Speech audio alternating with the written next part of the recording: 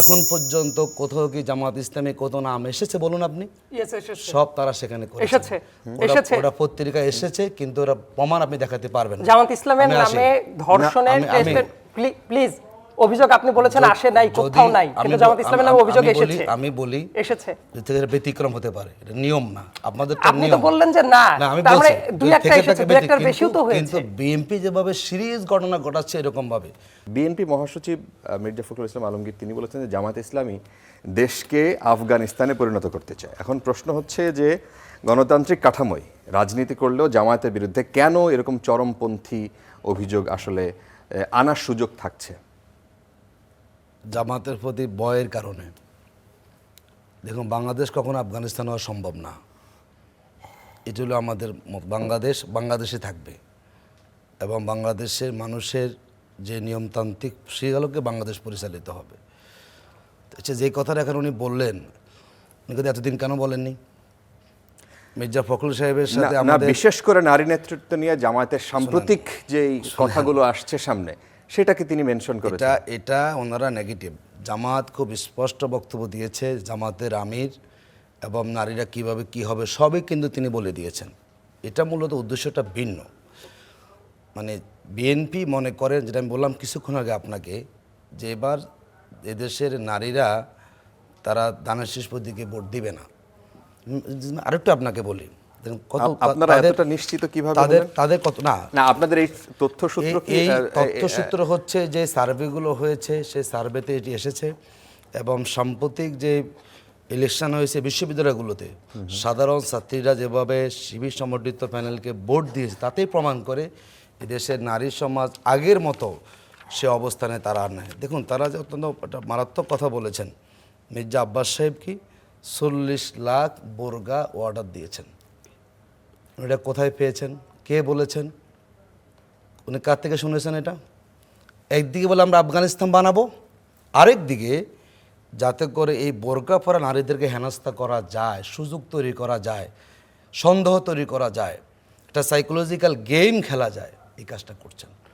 তো যেই বিএনপি নারীদের রাজনৈতিক অধিকারকে সহ্য করতে পারে না। দেখুন, এই গত 18 মাসে যেই বিএনপির নেতাকর্মী দ্বারা 66 জন নারী ধর্ষিতা হয়েছেন, এটা রেকর্ড এখানে আছে আমার কাছে।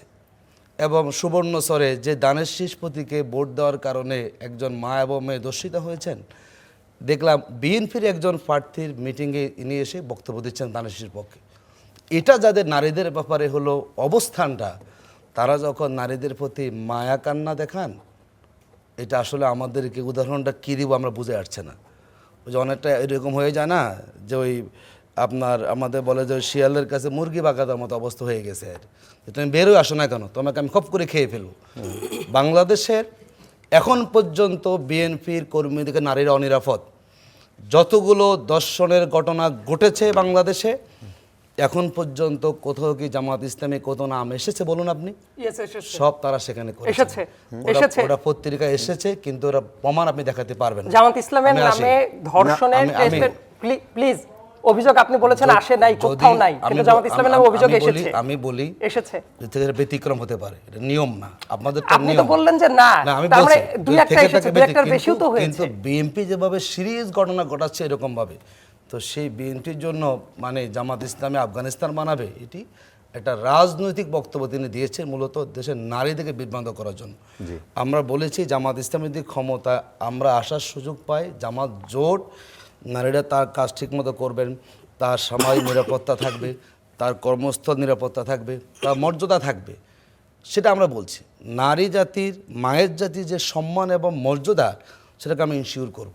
আমরা কাউকে বলেছি যে জোর করে আপনি বোরকা পরেন, এটি বারবার আমরা ক্লিয়ার করেছি যে জামাত ইসলামী কার উপরে আমরা কোনো জোর জবরদস্তি করব না। মানুষকে আমরা বুঝাবো, যদি সে বুঝবে, কিন্তু কাউকে জোর করে আমরা চাপিয়ে দিয়ে যে সব নারী গার্মেন্টস সব বন্ধ, বাস্তব বলেন তো, বাস্তব এটা যে গার্মেন্টস ফ্যাক্টরি সব বন্ধ, সব ঘরে ঢুকে যান। আচ্ছা, এই কাজ আমাদের কখনো করবে? একটা প্রশ্ন এটি মূলত ছোট করে দিবেন। আমাদের এখানে প্রায় এই প্রশ্নটা আসে, আমাদের অনলাইনে দর্শকদের কাছ থেকে এই প্রশ্নটা আসে জামায়াতে ইসলামী ধরেন যদি ক্ষমতায় যায়, তারা যদি সরকার গঠন করে, তাদের আসলে মডেল কি? তারা আসলে কাকে অনুসরণ করবে? তারা কি ইরানের মতো করে চালাবে? তারা কি আফগানিস্তানের মতো করে চালাবে? তারা কি পাকিস্তানের মতো করে চালাবে? ইন্দোনেশিয়ার মতো, ইরাকের মতো, মানে তুরস্কের মতো? মানে আপনাদের সামনে আসলে এক্সাম্পলটা কি? কাদেরকে অনুসরণ আমাদের করতে মডেল বাংলাদেশি মডেল। বাংলাদেশের মানুষ যেভাবে চায় সেভাবে রাষ্ট্র চলবে, অন্য কোনো দেশ নয়।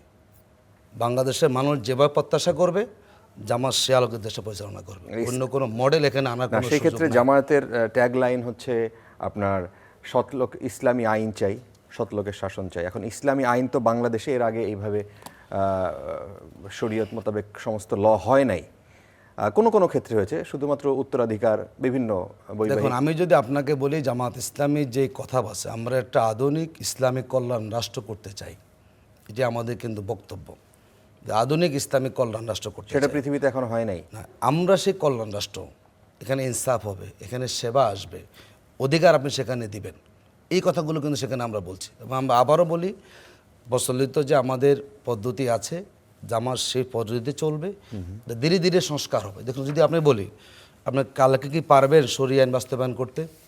যে দেশে বেশিরভাগ অর্থনীতি সুদভিত্তিক অর্থনীতি, সব ব্যাংকে বন্ধ করে দিতে পারবেন আপনি? তো কি করবেন তাহলে? বিকল্প করবেন আপনি। আমি ধীরে ধীরে বিকল্প কি করবেন? প্রত্যেকটা ব্যাংকে ইসলামী ব্যাংক বানাবেন?